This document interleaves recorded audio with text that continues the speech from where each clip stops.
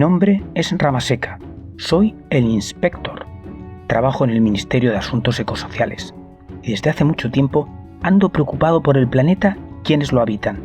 Después de muchos años de auditorías, he seleccionado a las iniciativas más comprometidas con los objetivos del desarrollo sostenible.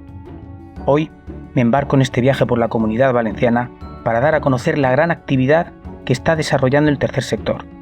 El tercer sector está formado por organizaciones privadas, sin ánimo de lucro, nacidas de la iniciativa ciudadana y dedicadas al cuidado del medio ambiente y de las personas en toda su amplitud. Por cierto, me tomo mi trabajo muy en serio y si algo dice ser ecosocial, me gusta comprobarlo. No me gusta pasar ni una. Hoy tengo visita. Estoy impaciente por ver qué me van a contar. Pero antes voy a recolectar unas hierbas muy especiales de mi jardín para compartir una maravillosa infusión sentados en nuestro diván de cartón.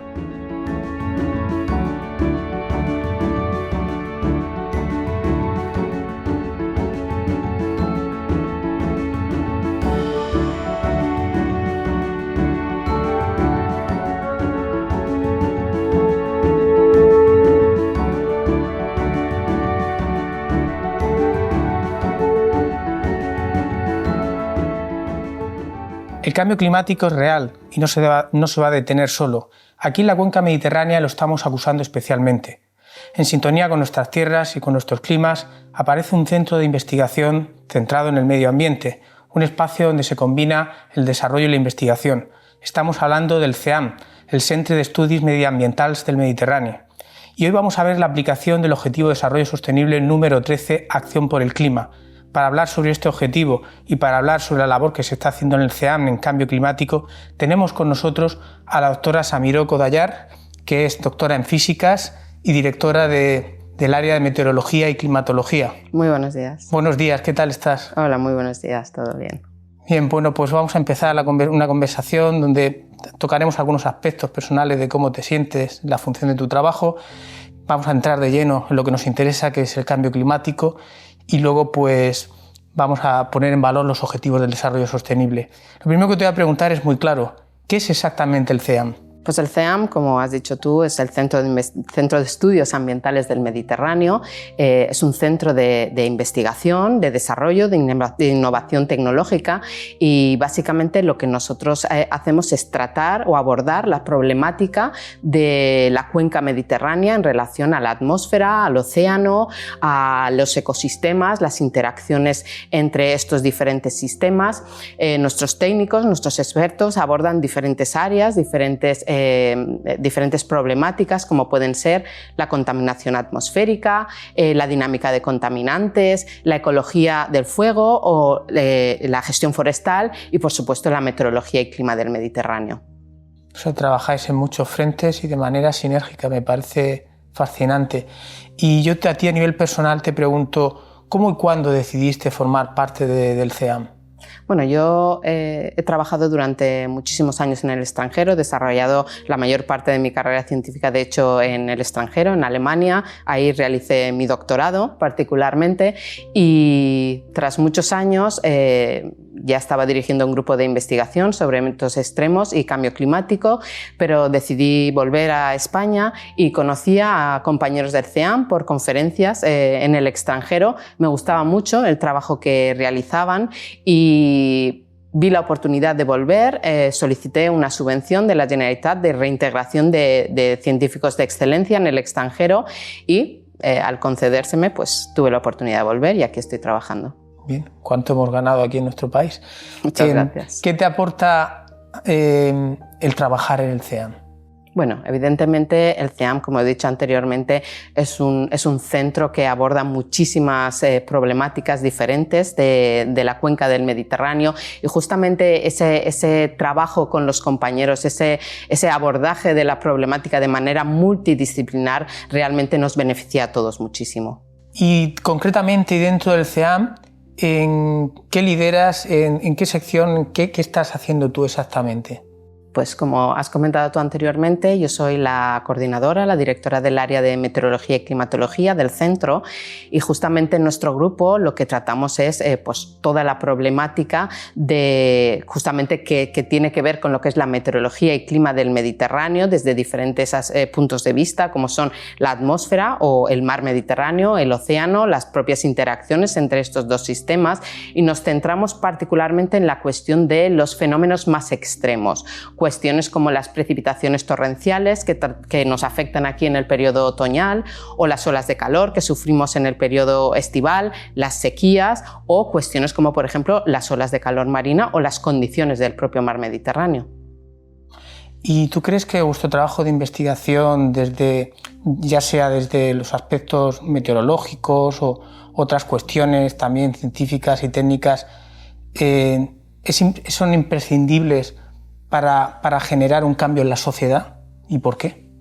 Bueno, yo lo que considero es que el conocimiento es fundamental realmente para producir cualquier cambio en la sociedad. Desde el conocimiento es desde el punto, desde la base, desde el que debemos movernos justamente hacia la dirección correcta, porque nos da la información necesaria sobre cuáles son las condiciones presentes, cuáles pueden ser las condiciones futuras, qué tipo de medidas debemos tomar para asegurar, digamos, la sostenibilidad y la vida digna de la sociedad en un futuro. Y un tema que has comentado en ocasiones, también en tus exposiciones, es que destacas especialmente que la cuenca mediterránea es como la segunda zona del planeta más vulnerable después de la Antártida. Entonces, yo te preguntaría qué características hacen tan especialmente vulnerable la cuenca mediterránea. Bueno, esto es así. Es importante destacar que, digamos, que el cambio climático afecta a todas las regiones del globo de diferentes maneras. De hecho, los cambios o los impactos derivados del cambio climático se producen con diferente intensidad en las diferentes regiones del globo. Y el mar Mediterráneo y el Mediterráneo, la cuenca mediterránea como tal, es uno de los puntos más sensibles a los impactos del cambio climático. Esto es así y justamente es por las propias características de la zona en la que vivimos. Vivimos en una zona de transición entre clima subtropical y latitudes medias, y el mar Mediterráneo, que es el motor de la climatología de la región, caracteriza mucho las condiciones en las que vivimos. El Mediterráneo se calienta un 20% más que el resto del planeta, y el mar Mediterráneo se calienta entre 2 y 3 veces más que otros océanos, justamente por sus propias características. Es un mar semicerrado, con poca interacción con otros océanos, con muchísimas horas de insolación y rodeado por una barrera orográfica que caracteriza, digamos, los diferentes países en la cuenca del Mediterráneo.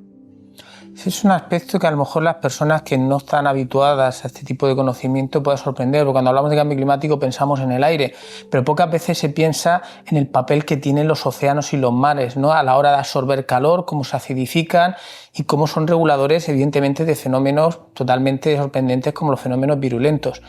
Hay un tema que se está empezando a oír hablar últimamente más, que son las olas de calor marinas. Y yo te preguntaría qué son exactamente y por qué son importantes. De hecho, ahora se están escuchando datos tan alarmantes como que pues, el Mediterráneo, las costas mediterráneas aquí en España llegamos a los 29 grados, ¿no? Sí. Esto es realmente un disparate.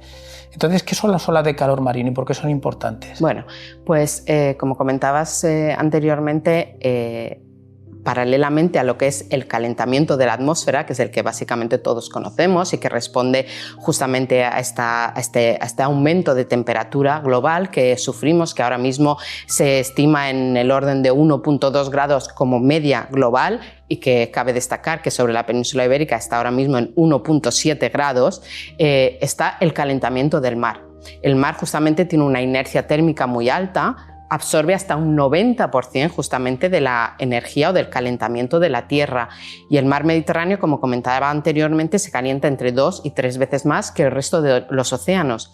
Desde que tenemos registros, aproximadamente desde el 1982, hemos observado que el mar Mediterráneo se calienta o se ha calentado del orden de 1,3 grados, Y evidentemente el mar Mediterráneo no se calienta de manera uniforme, es decir, que hay zonas del mar Mediterráneo que se calientan más que otras zonas o de manera más intensa que otras zonas. Y justamente nuestras costas, la costa mediterránea hacia el norte, hacia Francia, es uno de estos puntos calientes, puntos sensibles que sufre con mayor intensidad estos cambios. Es decir, el mar Mediterráneo se calienta y el mar Mediterráneo también tiene sus propios extremos, igual que los sufrimos en la atmósfera en forma de olas de calor terrestres. En el mar tenemos las olas de calor marinas. Estas olas de calor marinas son justamente el análogo a las olas de calor terrestres, es decir, son periodos sostenidos en el tiempo, largos, de temperaturas anómalamente muy altas y que tienen implicaciones muy importantes tanto para la flora y fauna del propio mar Mediterráneo, es decir, puede acabar en muertes masivas de especies en la región, favorecer migraciones también masivas de especies o el hecho de que especies autóctonas realmente desaparezcan. Y también tiene otro impacto muy importante que es en las zonas continentales próximas en forma de meteorología, es decir, la interacción del propio mar Mediterráneo, las condiciones del mar Mediterráneo con la atmósfera favorecen el hecho de que cierto tipo de condiciones meteorológicas tengan lugar con mayor o menor frecuencia en las zonas en las que nosotros vivimos.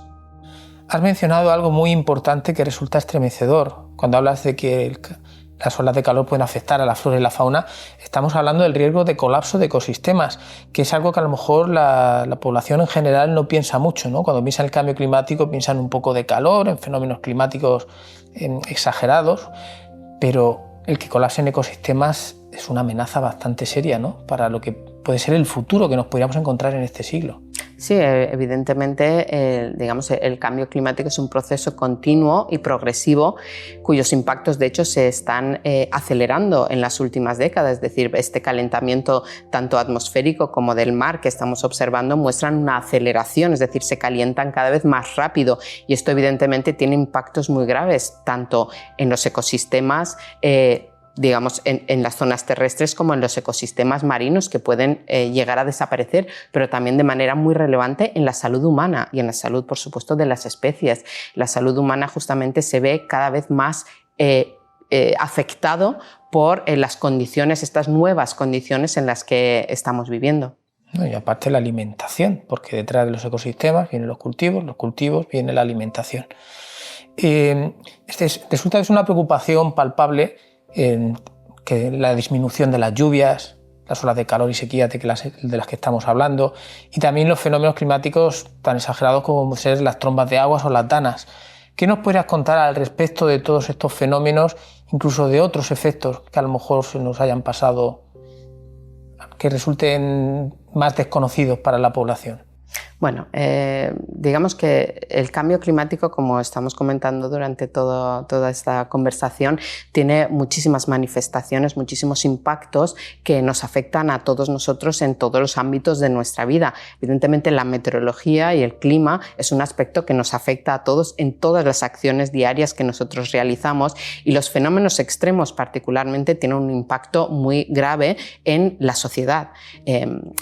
Cuando hablamos de impactos de cambio climático, normalmente son varias las manifestaciones de las que hablamos y que sufrimos realmente de manera grave aquí en el Mediterráneo.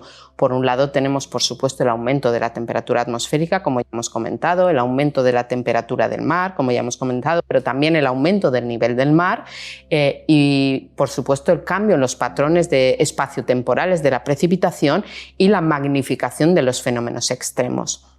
Estos fenómenos extremos justamente que sufrimos en esta región, podemos hablar de precipitaciones cada vez más intensas, de olas de calor cada vez más frecuentes, más intensas, más duraderas, de sequías también cada vez más frecuentes y más intensas y por supuesto de las olas de calor que hemos hablado anteriormente.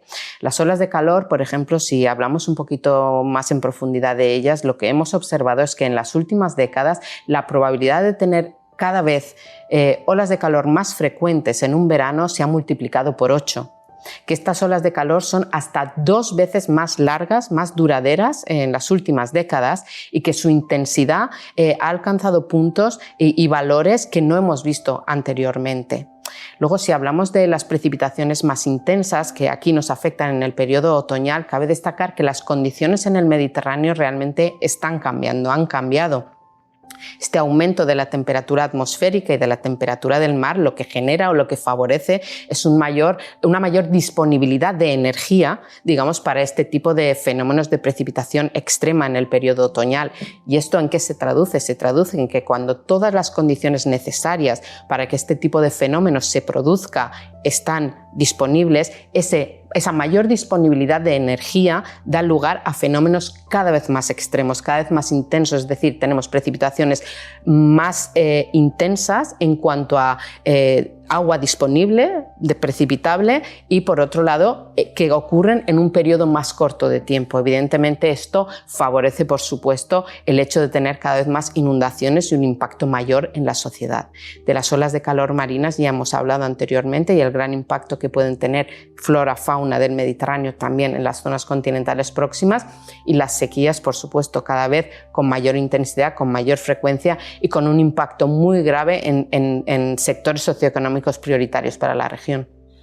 Yo te agradezco que seas tan clara porque hay un negacionismo sistematizado todavía en nuestra sociedad y la verdad es que va a ser muy oportuno que muchas personas escuchen esto que estás diciendo con esta vehemencia y claridad que lo estás diciendo porque es un tema realmente relevante. El aumento de 1,5 grados, 2 grados en lo que es la climatología de todo el planeta puede resultar fulminante para la salud del planeta. Pero yo te pregunto por qué, para quien desconozca esto, porque por ahí hay argumentos que se oyen como, bueno, si las diferencias de temperatura entre las estaciones son mayores, ¿no? Y entonces es como quitarle importancia al asunto. Entonces a mí me gustaría preguntarte por qué es importante que 1,5 grados, incluso 2 grados, que parecen poca cosa, sean tan delimitadores, ¿no? de la salud del planeta. Bueno, aquí es importante entender cuando hablamos de este grado o 2 grados o 3 grados a qué nos estamos refiriendo. Cuando nosotros hablamos de un aumento de temperatura, un escenario futuro de aumento de temperatura de 2 grados o 3 grados, estamos hablando de un aumento medio de temperatura a nivel global. Esto evidentemente tiene en consideración zonas más frías y zonas más calientes. Como he comentado anteriormente, el cambio climático afecta a todas las regiones del planeta, pero no lo hace con la misma intensidad. La región del Mediterráneo es una de las zonas mayormente afectadas por los impactos del cambio climático. De hecho, como he comentado anteriormente, el aumento de temperatura medio en la península ibérica es ahora mismo del orden de 1,7 frente a la media de 1,2 a nivel global. Y cuando hablamos de estos 2 o 3 grados de aumento de temperatura tenemos que mirarlo de la misma manera. Es decir, esto es una media global, pero a nivel local estos aumentos de temperatura se producen de manera diferente. Voy a poner un ejemplo para que todos entendamos a qué nos referimos. Un aumento de 3 grados a nivel global en un escenario futuro, en el peor de los escenarios de los que estamos hablando, lo que implica para la península ibérica es que la probabilidad de tener temperaturas máximas diarias superiores o cerca de los 60 grados es muy alta. ¿Eso qué implica? Que la vida en la península ibérica es casi imposible o será imposible, salvo en zonas como serán, por ejemplo, la cornisa cantábrica y alrededores. Me he quedado sobrecogido. Creo que con lo que has dicho va a dejar pensando a muchas personas y te lo vuelvo a agradecer. La mitigación es importante. Como sociedad tenemos que luchar para cambiar esto. Pero también tenemos un reto por delante que es la adaptación. Me gustaría que nos comentaras ejemplos de adaptación que pudiéramos hacer aquí, por ejemplo, en España. No sé si, por ejemplo, favorecer más los cultivos de secano o bosques resilientes. No sé qué se te ocurre al respecto. La prevención, la adaptación y la mitigación son realmente los ejes alrededor de los cuales debe girar cualquier acción que nosotros desarrollemos frente al cambio climático y sus consecuencias.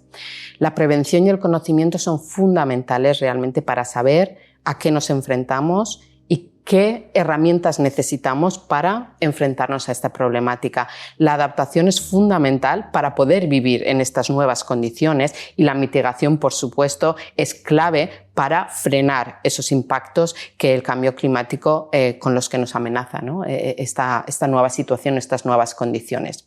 A mí, en este punto, me gustaría transmitir realmente un mensaje en cuanto a la cuestión de la adaptación, que no es el hecho de simplemente dar o nombrar o enumerar varias medidas, sino el explicar realmente que esta adaptación debe abordar todo el modo de vida que nosotros llevamos a cabo todos los días.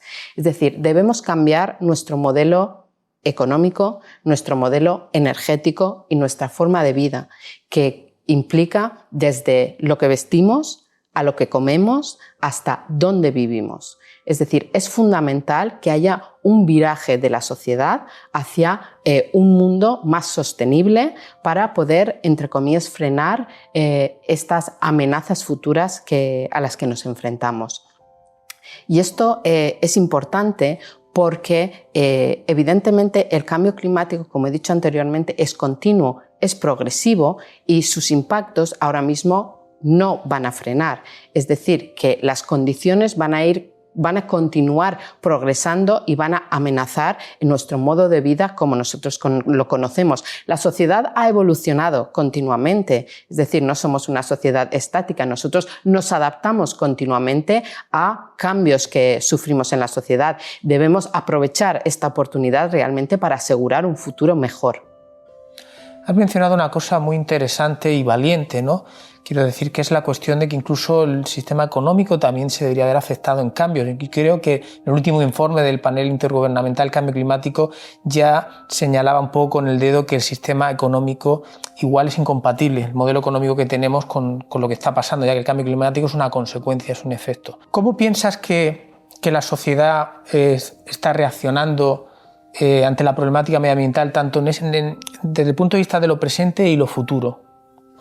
¿Cómo piensas que se posiciona la sociedad? Bueno, yo creo que podemos destacar que la sociedad cada vez es más conocedora de la situación, pero no debemos parar de divulgar realmente, de comunicar la situación en la que vivimos y la situación en la que podemos llegar a vivir en el futuro y dar conocimiento a la sociedad y dar también la posibilidad de vislumbrar un futuro incluso mejor para la sociedad. Como comentaba anteriormente, un cambio en el modelo económico no quiere decir que este modelo económico sea peor o que implique carencias para la sociedad, sino simplemente que debe virar hacia un modelo económico más sostenible, pero que aún así asegure el bienestar y el desarrollo de las sociedades como ahora mismo las conocemos. ¿Crees que podemos evitar lo peor? ¿Todavía estamos a tiempo de evitar lo peor? Bueno, siempre hay tiempo para asegurarnos, vamos a decirlo así, o mejorar las condiciones futuras en las que podemos vivir. El último informe del panel de cambio climático, que se emitió, creo que fue en el 2021, comentaba un aspecto que fue la primera vez que se incluía en este informe, y es el hecho de que siempre decimos que hay una ventana de oportunidad, ¿no? para producir cambios relevantes para asegurarnos un futuro sostenible y digno para la sociedad. Pero este último informe lo que mencionaba es que esta ventana de oportunidad se está cerrando. Es decir, que poco a poco estamos perdiendo esta oportunidad. Es decir, ahora realmente es el momento decisivo para implementar medidas eficaces para frenar las graves amenazas a las que nos enfrentamos en el futuro. Juan Bordera, por ejemplo, comenta que esto debería ser noticia en todos los telediarios. Muchos autores en este país, Valladares, Aturiel, mucha gente menciona que no se le está prestando suficiente atención a nivel mediático y a nivel político. Y la verdad es que pues resulta triste, pero hay que seguir insistiendo, como tú estás diciendo. Hace poco entrevistamos dentro del programa que estamos ahora pues, a una ONG llamada CERAI, donde teníamos a Maite Fornes, que se manifestaba muy entusiasmada con la posibilidad de trabajar en red, de crear conexión entre las diferentes entidades. ¿Qué crees que estamos haciendo bien en relación a los objetivos del desarrollo sostenible y cómo podríamos encaminarnos juntos hacia ese 2030? Bueno, evidentemente estoy completamente de acuerdo y justamente esta cuestión de la multidisciplinaridad, el abordar la problemática desde diferentes ámbitos conjuntamente, creo que ahí está la clave de la cuestión. El propio hecho de que vosotros estéis aquí hablando conmigo y discutiendo conmigo sobre cuestiones más puramente científicas, digamos, para poder transmitir y comunicar esta información adecuadamente a la sociedad, a diferentes grupos con interés en el tema creo que es fundamental. Esta implicación de diferentes sectores, diferentes grupos para abordar la temática conjuntamente creo que es la clave realmente para poder llegar a acciones o a resultados relevantes para la sociedad. Me alegro que lo digas y tomamos nota porque es algo que se ha repetido en muchas de las entrevistas, que es la conexión entre todos los frentes que estamos trabajando por el bien común. En otra entrevista también tuvimos el contacto con la Asociación Parque Lidón de Castellón, en Pepe Rivera, un hombre de 74 años, también se manifestaba muy entusiasmado con los avances de la ciencia, ¿no? Comparando con lo que había sido su infancia. ¿Cómo crees que la tecnología podría ayudar tanto a la mitigación como a la adaptación del cambio climático? Bueno, yo creo que la tecnología es realmente fundamental, es una pieza clave en el desarrollo que debemos nosotros, o incluso en esta transición que debemos nosotros llevar a cabo como sociedad. La tecnología nos permite avanzar siempre, por supuesto, desde el conocimiento en la dirección correcta, y claros ejemplos de ello son, por ejemplo, el uso tan eficiente que se hace ahora mismo del agua en el sector de la agricultura. Esto es siempre gracias a avances tecnológicos, o cuestiones como el desarrollo de las energías renovables. Esto es fundamental en términos de adaptación y de mitigación hacia el cambio climático. Pues bueno, la tecnología, evidentemente, y también los cambios de modelo de comportamiento social, ¿no? También yo creo que ahí va todo junto. Pero evidentemente la tecnología tiene ese papel y no hay que olvidarlo. Ya por ir acabando y haciendo una reflexión final, en vuestro centro de investigación que trabaja por las variaciones climáticas, los efectos del cambio climático, pues es una institución que tiene los datos, tiene más información que el resto de la sociedad. Entonces, ¿qué crees que podríamos hacer desde el tercer sector, las ONG, las asociaciones y los colectivos, para dar visibilidad a esos datos y actuar en consecuencia? Informar, realmente informar desde el conocimiento. Es decir, informar no desde una concepción abstracta de lo que es el cambio climático, de cómo nos puede afectar, de cómo puede afectar a nuestra vida, sino informar desde los datos, informar desde el conocimiento que nosotros tenemos de cómo específicamente las cosas están cambiando y cómo específicamente las cosas pueden cambiar. Desde la información, desde el dato, no se puede rebatir una realidad. Pues creo que nos vamos a poner con ello, porque realmente frente a tanta desinformación necesitamos realmente incidir, seguir insistiendo y seguir repitiendo sin cansancio. Samiró, yo quería darte las gracias por habernos cedido este momento, este espacio y haber compartido datos tan interesantes que seguramente pues, van a llegar muy oportunos a muchas de las personas que nos estén escuchando. Quería darte las gracias. Muchísimas gracias, un placer. Centros como el CEAM son fundamentales para el avance de la ciencia. Las decisiones políticas deberían ir acompañadas también precisamente de la ciencia y sobre todo en escuchar como población civil a la ciencia para saber tomar las decisiones más racionales y más acertadas cara hacia ese futuro. En centros de investigación, administraciones, colectivos, vamos a tener que trabajar juntos para poder dar lugar a ese 2030, para poder dar a luz a esos 17 Objetivos del Desarrollo Sostenible. Hoy aquí, en compañía de la doctora Samiró, hemos visto cómo el cambio climático es una cuestión crucial, una cuestión relevante, la cual nos va a la vida. Y a mí me parece admirable el trato que dan las personas, los científicos, cuando se enfrentan a la realidad, tratando de buscar y encontrar la verdad más allá de las fantasías. Yo, sin lugar a dudas, afirmaría que el CEAM, y concretamente el área en la cual está trabajando la doctora Samiró, hace honor al Objetivo de Desarrollo Sostenible número 13, Acción por el Clima.